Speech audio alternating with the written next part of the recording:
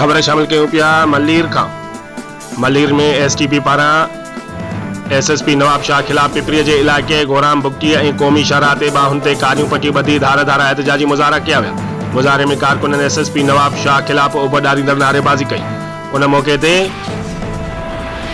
STP अॻवान पीरबख्श बहलकानी, असगर सब्ज़ोई, गुलाम अली बुगटी, राणो खान ज़हरानी ऐं ॿियनि चयो त पाकिस्तान में ग़रीबनि लाइ हिकु ऐं अमीरनि लाइ ॿियो कानून आहे। एसएसपी नवाब शाह वॾेरनि जो वांगार बणिजी वियो आहे, जंहिं मुखालिफ़ धुर जी चुर्च ते एसटीपी कारकुननि ऐं अॻवाननि ख़िलाफ़ इंतकामी कार्रवाई शुरू करे छॾियूं आहिनि, पर अमन एहतजाज करण ते दहशतगर्दीअ जा केस कहिड़े कानून तहत दाख़िल कया विया आहिनि। एसएसपी नवाब शाह खे ॿुधाइणु चाहियूं था त तुंहिंजी सभिनी हथखंडियुनि खां ॾिण वारा न आहियूं।